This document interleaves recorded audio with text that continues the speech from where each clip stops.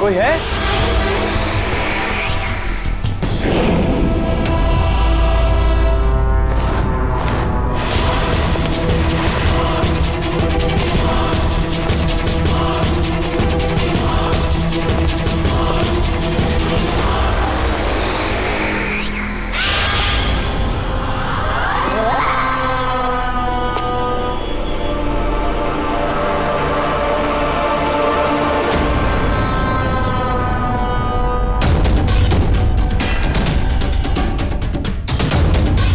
कौन है वहां?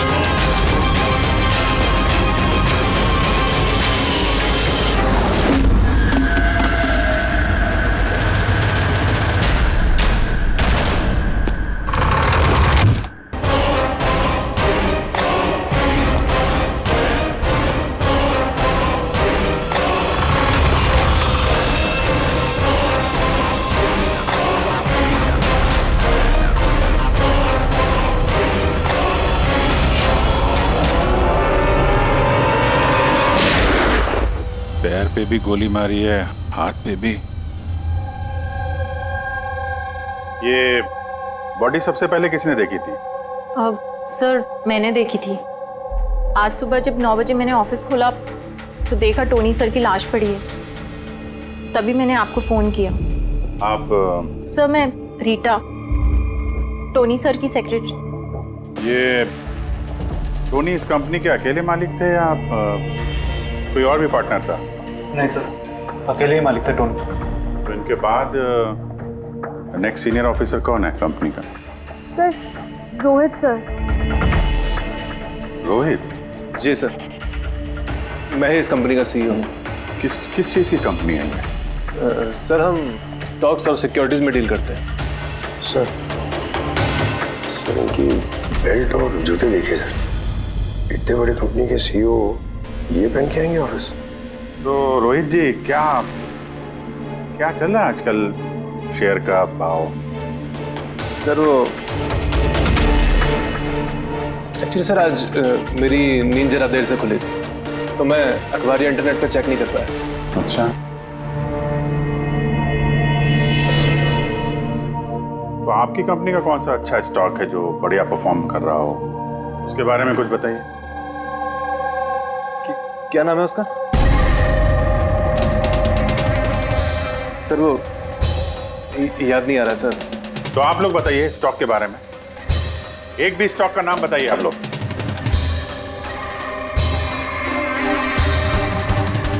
क्या हो क्या रहा है यहाँ पे? सर सच में तो हम में से कोई भी यहाँ पे काम नहीं करता है। काम नहीं करता? क्या मतलब क्या है? मतलब सर हम सब लोग एक्टर्स हैं। अरे मगर ये तो फाइनेंस कंपनी है, इसका फिल्मों से क्या लेना देना? सर फाइनेंस कंपनी तो सिर्फ नाम की है, यहाँ पर सर कोई काम नहीं करता। हम एक्टर को सिर्फ इसलिए रखा है ताकि हम यहाँ काम करने की एक्टिंग कर सके। एक्चुअली सर टोनी सर से मिलने दिन में बहुत सारे क्लाइंट्स आते थे। हमारा काम बस इतना होता था कि उन्हें दिखाना कि ऑफिस में बहुत काम हो रहा है। ये टोनी क्या काम करता था? किस चीज़ की मीटिंग होती थी यहाँ पे? सर उनकी जो भी मीटिंग्स होती थी वो उनके केबिन के अंदर होती थी। अब वो क्लाइंट्स के साथ क्या बातें करते थे वो हम में से किसी को नहीं पता सर। और कब से चल रहा है ये सब? सर पिछले 2 हफ्ते से। कमाल है, एक नकली कंपनी जहाँ पे नकली काम होता था उसके मालिक का खून हो जाता है। समझना पड़ेगा एग्जैक्टली यहाँ पे हुआ क्या था। तो यहाँ पे टोनी को पहली गोली लगी है। अगर उसे गोली यहाँ लगी है तो वहां उसे भाग जाना चाहिए था, वो तो एग्जिट है, वो वापस ऑफिस के अंदर क्यों गया? शायद खूनी इस तरफ होगा, बचने के लिए इधर भागा होगा। ये हैंडल पे भी खून है, वहां से अंदर आया और फिर वहां पे लेके गया उसको जहां पे खून हुआ। ब्लड ट्रेल इधर भी है। सर ये यहाँ देखिए, इतना सारा खून। लगता है यहाँ पे छुप के बैठा होगा बचने के लिए। और खूनी आया, उसके बाद उसको वहां ले गया जहां पे उसकी मौत हो गई। सर वो पानी का बॉटल, सर पानी लग रहा है सर। है तो पानी, पर बॉटल में खून। बॉटल हाथ में थी या उससे मारा?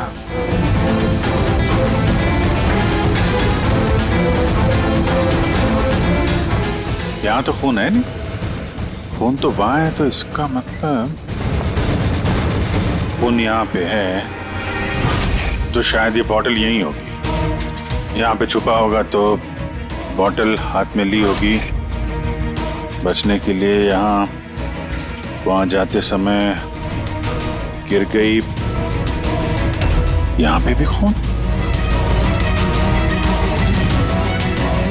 वहां से आया तो इस पे हाथ लगा और सर हाँ, यहाँ तो ब्लड ट्रेल है।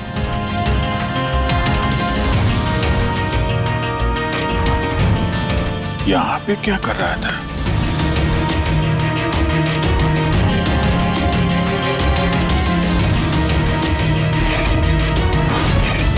यहाँ पे पंजे का निशान है, यहाँ भी खून है, यहाँ भी पंजे का निशान है। कुछ पकड़ रहा था या फिर? अरे क्या? ठीक हो? हाँ सर। गन छुपा के रखी है अंदर। शायद इसी को ढूंढने आया होगा, लेकिन इसके पहले गन तक पहुंचता खून ही पहुंच गया इसके। मगर सर ये ऑफिस में उसने गन क्यों छुपा के रखी?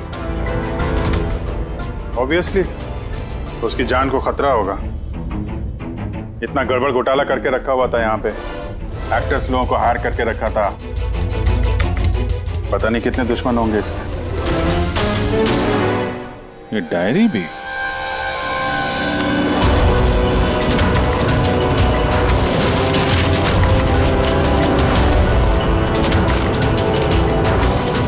कुछ कोड जैसे लग रहा है ना सर।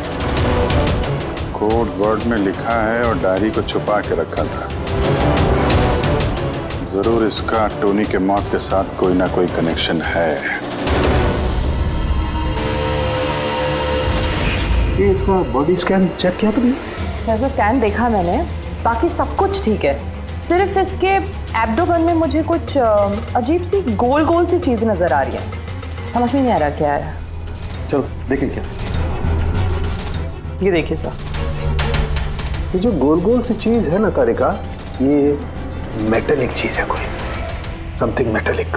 मेटालिक लाइक कॉइन जैसी। एब्सोल्युटली। लेकिन ये इसके एब्डोमेन में आई कैसे? एक काम करते हैं, इसके पोस्टमार्टम से ही पता लगेगा आखिर ये चीज है क्या।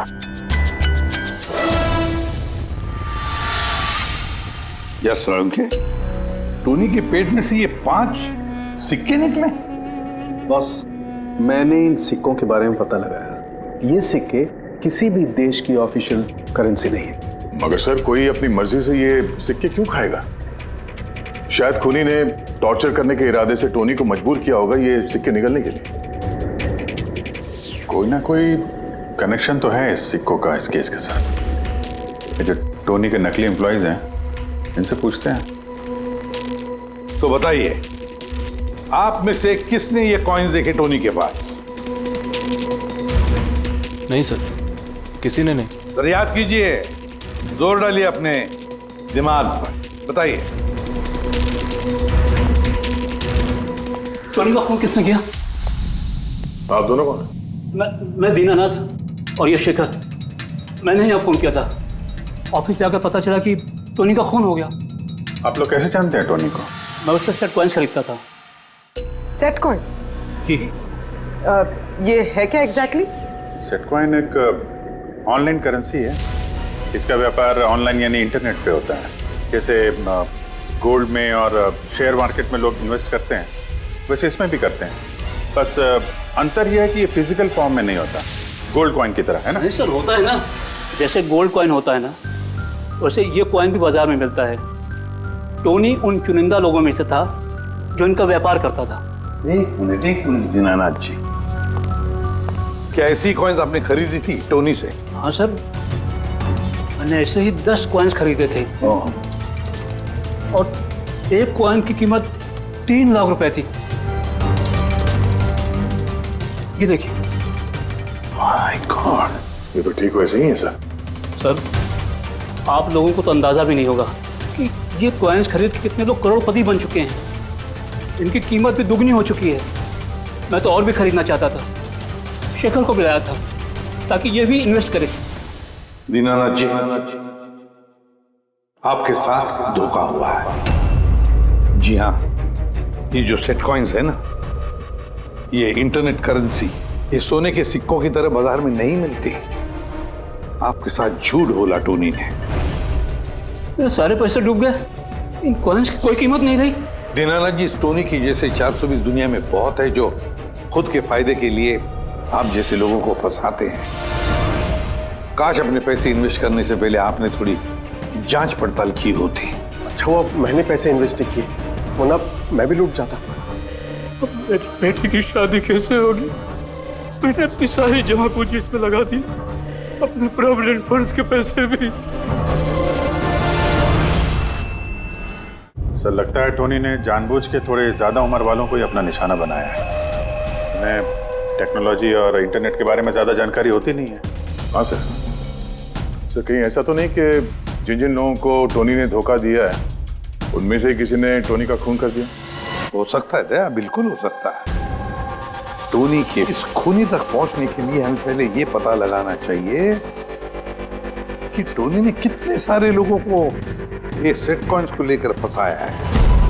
और फिर ये भी जानना बहुत जरूरी है कि टोनी के पेट में ये सेट कॉइन्स गए कैसे। सर, मैंने इस टोनी का पूरा इतिहास चेक किया। उसके पास कई नकली आईडी कार्ड्स थे, उस पर अलग अलग एड्रेसेस, अलग अलग फ़ोन नंबर्स।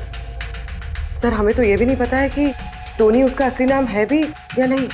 और फिलहाल तो हमें ये भी नहीं पता सर कि ये सारे जुर्म उसने अकेले किए हैं या कोई पार्टनर भी है उसका।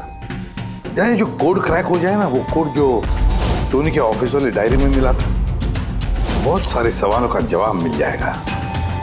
सर, एक कोड क्रैक करने वाले एक्सपर्ट को हमने कांटेक्ट किया है, शायद बहुत जल्दी इसका हल निकाल लेगी वो। और ये जो टोनी का सारा ऑफिस स्टाफ आया था, ये जो एक्टर्स उसके ऑफिस में काम करते, उनको कैसे पता चला इस टोनी के बारे में?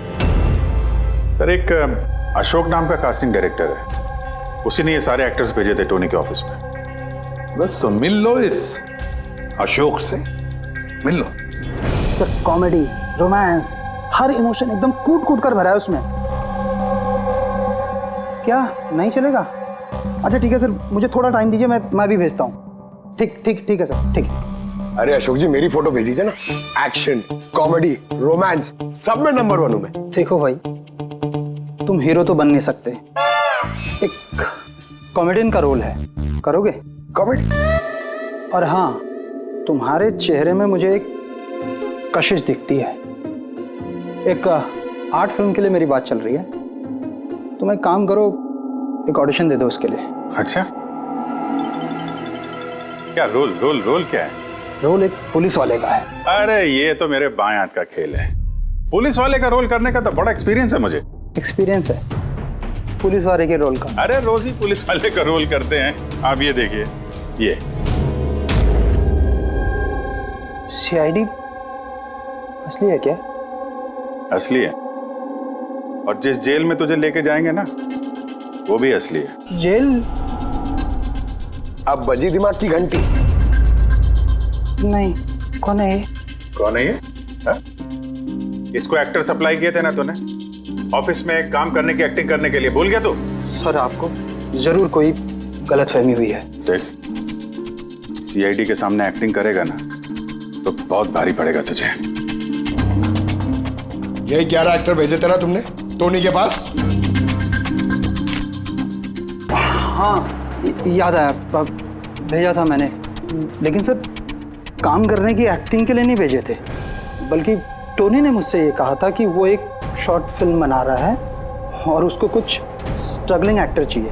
जो एक्टर तूने भेजे थे ना उसका इस्तेमाल करके उसने बहुत बड़े घपले किए हैं। सर ये बात मुझे कैसे पता चलेगी? सर पूरे 12 में से किसी भी एक्टर ने मुझे ये बात नहीं बताई सर। 12? सर उसकी ऑफिस में तो 11 लोग थे, ये 12वां कहां से आ गया? अच्छा, वो जो एक्टर भेजे थे उनकी लिस्ट दिखाना जरा। जी सर।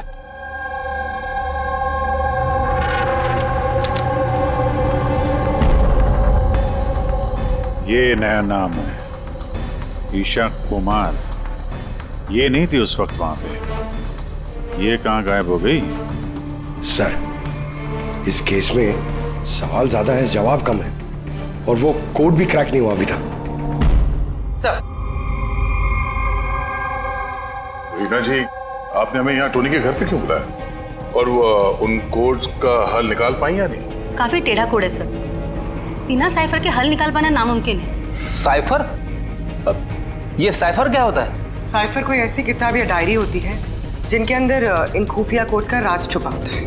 फ्रेडी, जैसे अंडरवर्ल्ड की दुनिया में ये चीजों के नाम को कोड्स में इस्तेमाल करते हैं, जैसे गन है उसे घोड़ा कहते हैं, और कौवा मतलब मोबाइल।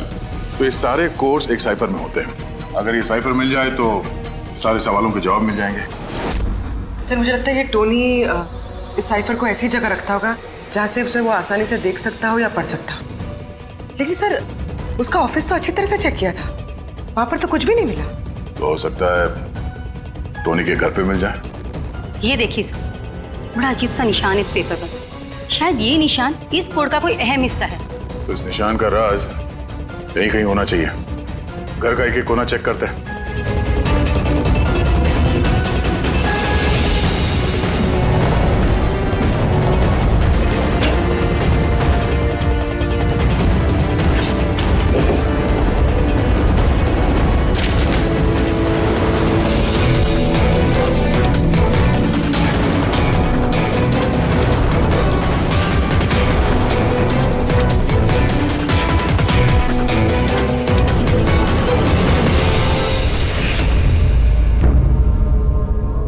रीना जी, ये देखिए, इस किताब में भी ठीक वैसा ही निशान है।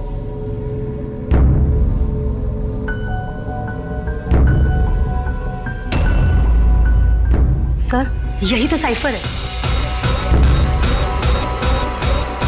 ये देखिए, इस पेज पर सिर्फ 7 सेंटेंसेस है और इसके हर सेंटेंस के फर्स्ट वर्ड को हम हाईलाइट करके देखते हैं।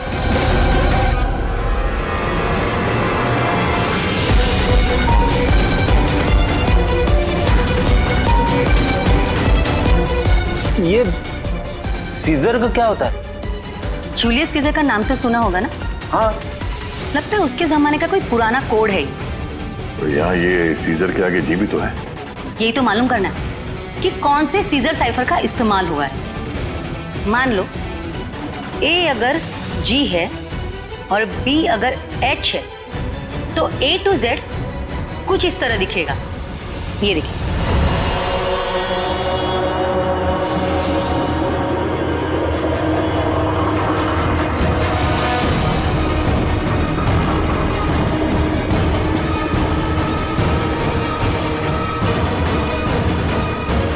ये हो गया। अब हम इसे फॉलो करके देखते हैं कि हमारा कोड का मतलब क्या है। और हमारा पहला कोड है SUNGTQASGX-10। अब हम इसे मैच करके देखते हैं। SMUONHAN। मोहन?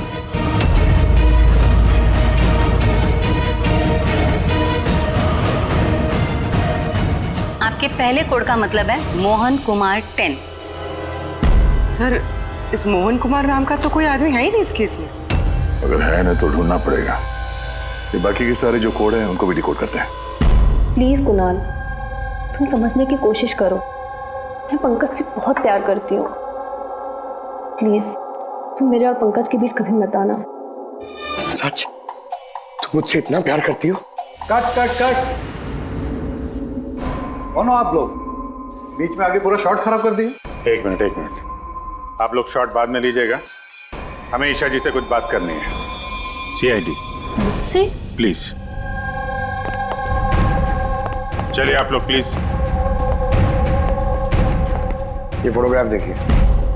टोनी, इसे पहचान दिया आप? इसका खून हो गया। क्या?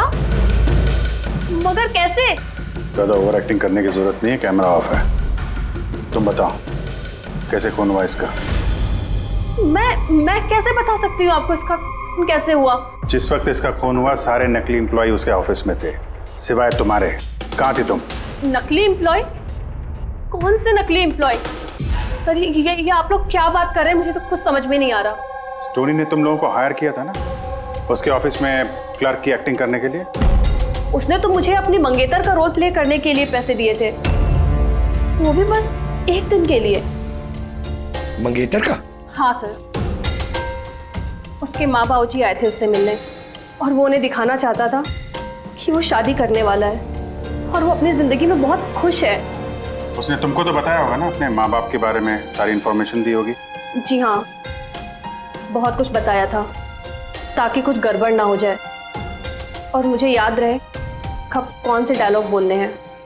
उसके माँ बाप के बारे में जितनी भी इंफॉर्मेशन है तुम्हारे पास, एक एक चीज सब हमें बताओ। Thank you sir. Codes decode हो गए। हर कोड से एक नाम मिला है और नाम के आगे एक नंबर।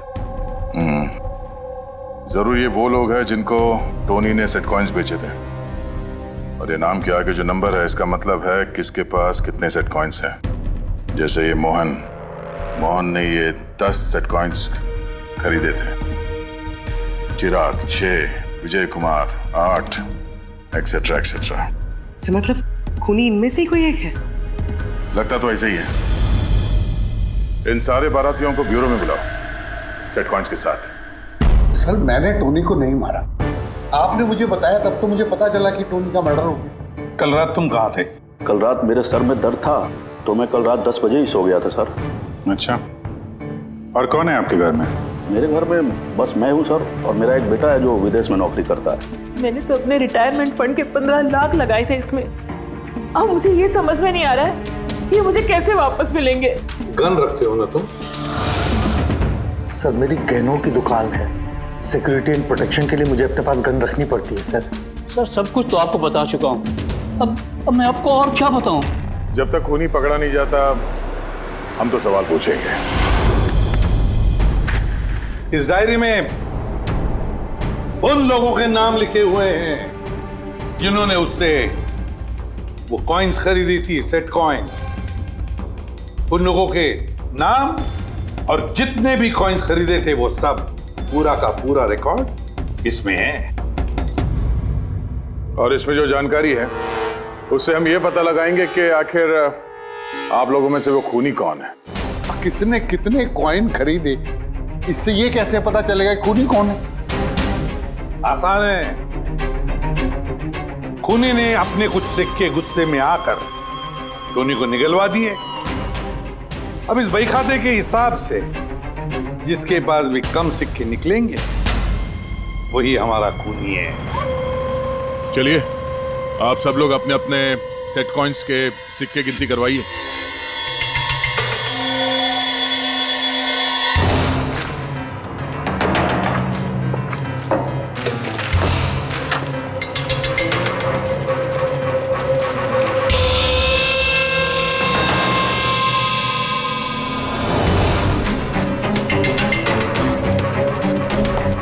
सर, सारे के सारे कॉइन्स हैं, एक भी कम नहीं। कोई भी कम नहीं? ये कैसे हो सकता है? अब तो यकीन हो गया ना आप लोग को कि हम निर्दोष हैं।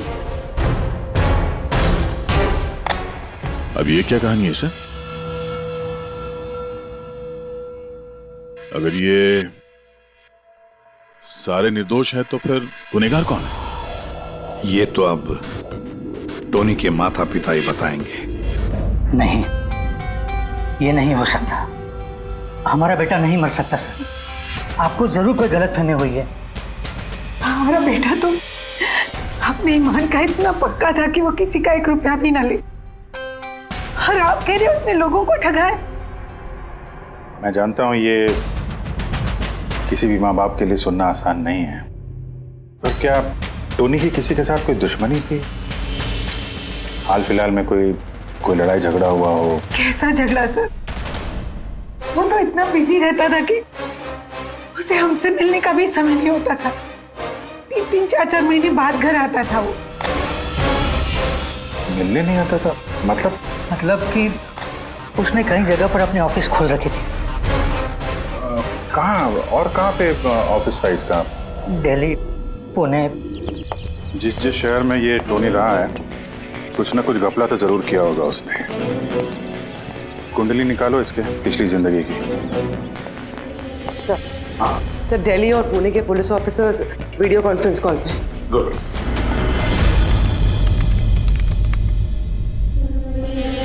सर, इस स्केच को देखिए सर। टोनी से इसकी शक्ल मिलती है। इस आदमी के खिलाफ 2 साल पहले यहाँ दिल्ली में FIR दर्ज हुई थी। कई लोगों के साथ में चिट फंड में इसने घोटाला किया था, लेकिन सर इसका नाम टोनी नहीं बल्कि अमर है। सर, यहाँ पर उसका नाम प्रशांत था। पिरामिड स्कीम के नाम पर उसने लोगों को बड़े बड़े सपने दिखाए और कई लोगों के पैसे खा गए। बहुत लोगों ने उसके खिलाफ कंप्लेंट भी दर्ज की है। सारे शहरों में यही कारनामा किया सर इसने। एक शहर से बेईमानी का पैसा इकट्ठा करके दूसरे शहर को रवाना हो गया किसी और को टोपी पहनाने। इसका मतलब है इस टोनी के दुश्मन सिर्फ इसी शहर में नहीं, बाकी शहरों में भी हैं। तो खूनी में से कोई हो सकता है। मतलब सर, हर शहर से ऐसे लोगों की लिस्ट निकालनी पड़ेगी जिनके साथ धोखा हुआ है। सर, यहाँ पर उसके खिलाफ कल्पेबल होमिसाइड की केस भी है। ये आलोक नाम के आदमी के उसने पैसे खा लिए थे। वो सदमा वो आदमी बर्दाश्त नहीं कर पाया, इसलिए उसने सुसाइड किया। तो टोनी को मारने का सबसे बड़ा मोटिव तो आलोक के किसी करीबी के पास है। ना तो उसने सिर्फ पैसा खोया बल्कि अपने किसी करीबी को भी खोया है। हाँ, आलोक, पुणे।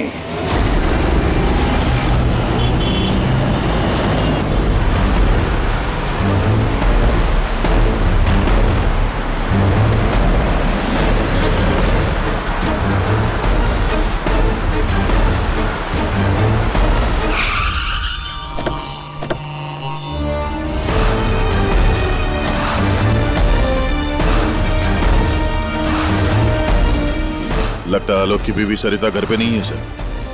हाँ गया, आज सुबह से नहीं है। आज का पेपर और दूध। पंकज सर, जाके जरा पड़ोसियों से पूछताछ करो। Excuse me.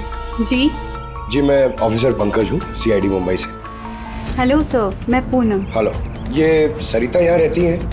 ये हाँ, कहीं हाँ। गई हुई है बाहर, आपको पता है? वो तो नहीं पता। क्यों, कोई प्रॉब्लम हो गई है? इनके घर की कोई एक्स्ट्रा चाबी होगी आपके पास?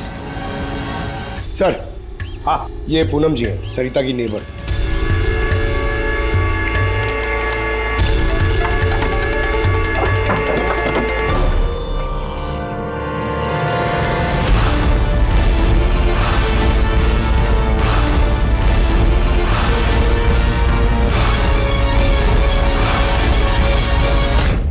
जिस तरह से घर के अंदर ये सामान बिखरा पड़ा है, ऐसा लगता है कि कल रात यहाँ पे कुछ हुआ था। हुआ तो था जरूर दया, कुछ न कुछ तो हुआ था। ये देखो, खून के निशान। ऐसे लग रहा है जैसे किसी को घसीट के यहाँ से ले जाया गया। सर, कहीं किसी ने सरिता का किडनैप तो नहीं कर लिया? पूनम। हाँ सर। सरिता को आखिरी बार कब देखा था तुमने? सर, रात के 2 बजे जब मैं नाइट शिफ्ट से घर वापस आई। उस वक्त शायद सरिता जाग ही रही थी क्योंकि यहाँ पे टीवी चल रहा था। उसके घर के आसपास किसी को देखा, कोई आया हो उनसे मिलने के लिए? कुछ और तो नहीं, पर हाँ, एक वाइट कलर की वैन थी जो घर के बाहर खड़ी थी, पर सुबह वो वहाँ नहीं थी। तू उस वैन को पहले भी कभी देखा था यहाँ आसपास? नहीं, कभी नहीं। अच्छा, उसका नंबर याद है, नोट किया था? नंबर तो नहीं नोट किया, मैंने ध्यान नहीं दिया। अच्छा, तुमने कुछ शोर शराबा या झगड़ा वगैरह सुना उस वक्त? हाँ, आवाजें तो आ रही थी जोर जोर से, पर मुझे लगा कि शायद सरिता जाग रही है, टीवी देख रही है, तो मैंने उतना ध्यान नहीं दिया। अच्छा पूनम, ये जो तुमने लड़ाई झगड़े की आवाजें सुनी, कितने बजे थे? यही करीब 3 बज रहे होंगे। 3 बजे? तो सरिता का किडनैपिंग 3 बजे हुआ था। तो डेफिनेटली ये सरिता का किडनैपिंग और टोनी का मर्डर, इन दोनों का आपस में कोई ना कोई कनेक्शन है सर। 100% दया, कनेक्शन 100% है, पर इससे पहले कि सरिता को कुछ हो जाए उसे हमें बचाना होगा।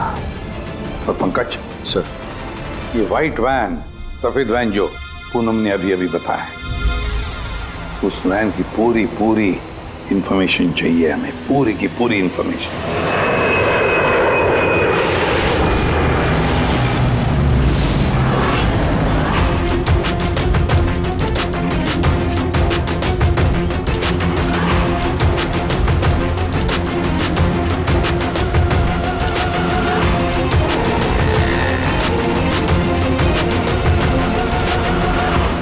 सर, यही रास्ते से वो व्हाइट वैन क्रॉस हुई थी। ये रास्ता तो आगे हाईवे नंबर 15 से जाके मिलता है। कहीं ऐसा तो नहीं कि किडनैपर्स इस सरिता को शहर से बाहर ले गए हो? सर नहीं सर, क्योंकि वो आगे जो टोल नाका है उसमें गाड़ी क्रॉस नहीं हुई है। तो फिर जरूर किडनैपर ने सरिता को टोल नाका और सिग्नल के बीच में कहीं छुपा के रखा।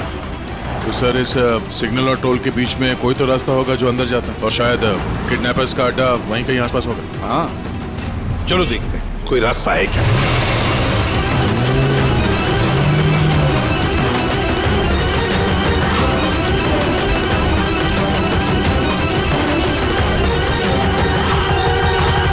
सर, ये एक रास्ता है जो अंदर जाता है।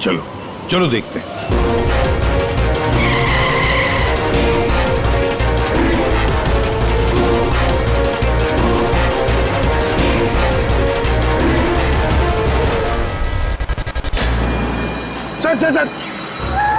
सर वो पीछे।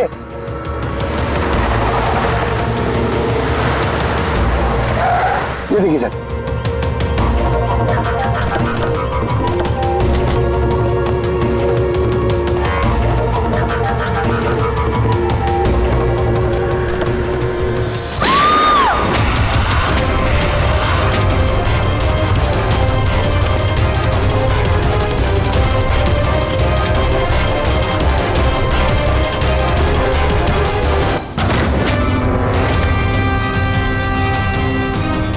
माय गॉड,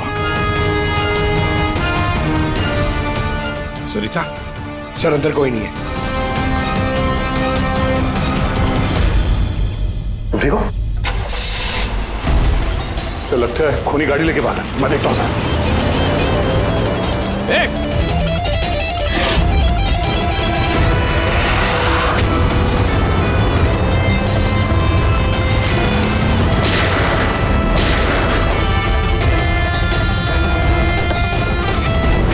सर एम्बुलेंस आ रही है। सरिता, ये बताओ किसने किया ये सब? उसने मेरी आंखों में पट्टी बांध रखी थी, इसलिए उसका चेहरा भी नहीं देख पाई मैं। नहीं सर, निकल गया। गाड़ी का टायर पंचर करके गया वो। सरिता बताओ, क्यों किया होगा ये सब उसने? सर, उसको मेरे पति आलोक का फाइनेंशियल रिकॉर्ड चाहिए था, पता नहीं क्यों। पर तुम्हारे पति आलोक अब इस दुनिया में नहीं रहे ना? हाँ सर, उन्होंने आत्महत्या कर ली थी क्योंकि किसी फ्रॉड ने उन्हें धोखे से लाखों रुपए लूट लिए। पर वो पैसे भी उनके नहीं थे सर, उन्होंने किसी से कर्जा लिया था, पर कर्जा ना चुकाने की वजह से उन्होंने सुसाइड कर ली सर। अब ये क्या चक्कर है सर? ये किडनैपर को आलोक के फाइनेंशियल रिकॉर्ड्स में इतनी दिलचस्पी क्यों होने लगी? पंकज, इस किडनैपर को दिलचस्पी इसलिए कि मुझे तो लगता है कि ये किडनैपर, ये खूनी भी वही है जिसने आलोक को पैसे दिए थे। अब जैसे उसे पता चला कि आलोक इस दुनिया में नहीं रहा तो प्रॉब्लम आया, पैसे वसूल किससे करे। उसे पता चला कि आलोक का सारा पैसा टोनी के पास है तो उसने टोनी को खत्म कर दिया और फिर खुद पर इल्जाम ना आए सारे सबूत मिटाने के लिए उसने सरिता को फोन किया और उसे पूछा कि आलोक का सारा फाइनेंशियल रिकॉर्ड कहां पर है। कौन हो सकता है ये? सरिता सर, एक काम कर सकती हो? हाँ सर। आलोक की फाइनेंशियल रिकॉर्ड्स हमें दे सकती हो?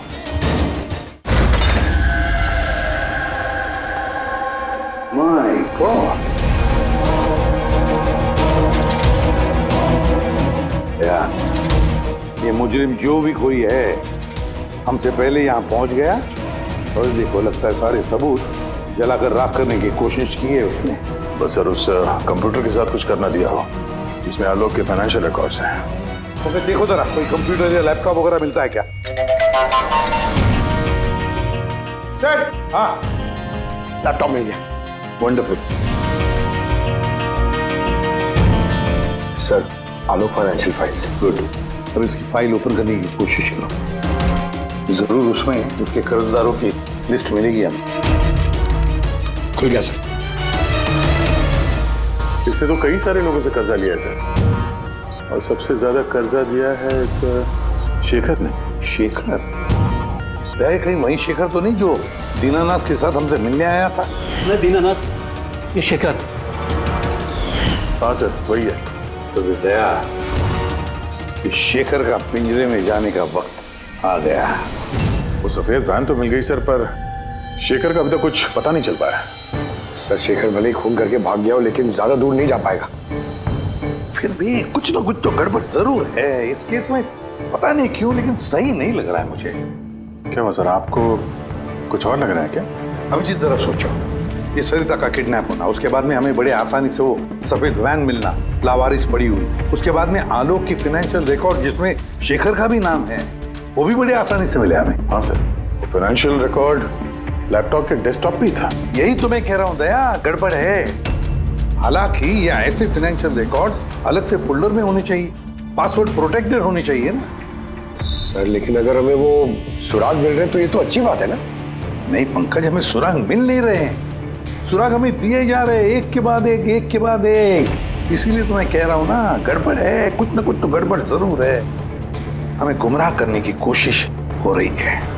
टोनी के बारे में आपको जो कुछ भी याद है जरा डिटेल में बताइए। बात करने में, लोगों को बड़े से बड़े सपने दिखाने में बहुत अच्छा था ये टोनी। ऐसे किसी से घुल मिल जाता था केवल 2 मिनट में कि जैसे आपको लगे कि दुनिया में उससे अच्छा आपका कोई दोस्त है ही। और हाँ सर, आलीशान पार्टीज वगैरह रखी थी उसने अपने इन्वेस्टर्स के लिए। उन पार्टीज की तस्वीरें हैं आपके पास? सर हाँ सर, पूर्वी ने ये फोटो भेजी है, सस्पेक्ट के घर से मिली है। अच्छा, तो ये है वो इस पूरे खेल के पीछे।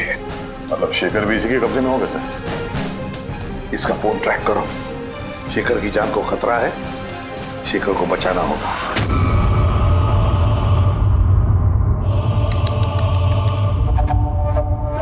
अब तो तुम्हें भगवान भी नहीं बचा सकता शेखर। सीआईडी को सारे सबूत तुम्हारे खिलाफ मिले हैं। अब तो ये ट्रिगर दबाकर तुझे बस मार डालूंगी और उन सबको लगेगा कि तू देश छोड़ के भाग गया। नहीं, ऐसा मत करो प्लीज, मत मारो मुझे। मैं वाकई देश छोड़ के चले जाऊंगा। आपके बारे में मैं किसी को नहीं बताऊंगा। I promise. अरे शेखर, तुम समझ नहीं रहे हो, तुमने मेरा चेहरा देख लिया है। अब मैं तुम्हें छोड़ने की बेवकूफी तो करूंगी नहीं, इसलिए तुम्हें मरना पड़ेगा। मत मारो मुझे प्लीज, मत। कोई है? प्लीज बचाओ मुझे, बचाओ मुझे, कोई है? मुझे बांध के रखा यार। उठाओ।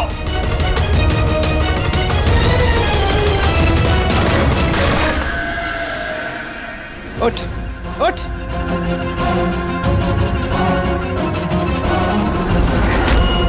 सर, मैं रीटा, टोनी सर की सेक्रेटरी। तुम्हारा चेहरा तो हमने भी देख लिया था मिस रीटा। मैंने तो कोई सबूत, कोई गवाह कुछ नहीं छोड़ा था, तो आपको कैसे पता चला? इस फोटो के जरिए तुमने हमसे कहा था कि तुम टोनी को पिछले 2 हफ्ते से जानती हो, तो फिर 2 साल पुराने इस फोटो में तुम क्या कर रही हो? ये बहुत कुछ कह गया। अब बताओ, तुमने अपने बॉस टोनी को क्यों मारा? टोनी मेरा बॉस नहीं था, मैं टोनी की बॉस थी। लेकिन तुम तो उसकी सेक्रेटरी बन के घूम रही थी, वो क्या था? वो सिर्फ और सिर्फ एक नाटक था, दुनिया को दिखाने के लिए। असल में सारा दिमाग मेरा था इसमें। टोनी को तो मैंने सिर्फ आगे रखा था ताकि कभी कानून हम तक पहुंचे तो टोनी पकड़ा जाए। तो फिर टोनी का खून करके अपने पैर पे कुल्हाड़ी क्यों मार ली? क्योंकि जब चींटी के पर निकल आते हैं तो उसके पंख काटने पड़ते हैं, और टोनी बहुत ही ज्यादा हवा में उड़ने लगा था, बहुत ही लापरवाह और ओवर कॉन्फिडेंट हो गया था। उसने दीनानाथ के साथ सेल्फी खींच के सोशल मीडिया पे डाल दी वो फोटो। तो तुम्हें डर लगा कि अगर वो फोटो सोशल मीडिया में चला गया तो जिन जिन शहरों में उसने 420 की है वहां कोई ना कोई उसे पहचान लेगा। हाँ, और उसके पेट में जो सिक्के थे वो सिक्के मैंने ही उसे निकलवाए थे ताकि आप लोगों को लगे कि खून किसी ऐसे आदमी ने किया है जिसके साथ टोनी ने बेईमानी की है। और इसलिए तुमने सारे सबूत शेखर के खिलाफ कर दिए ताकि हम उसे अपराधी समझें। न जाने कितनी जिंदगियों के साथ खेला है तुमने। देश भर में न सिर्फ लोगों के पैसे चुराए बल्कि उनकी खुशियां, सपने सब छीन लिए। कड़ी से कड़ी सजा मिलेगी तुम्हें इस जुर्म के लिए।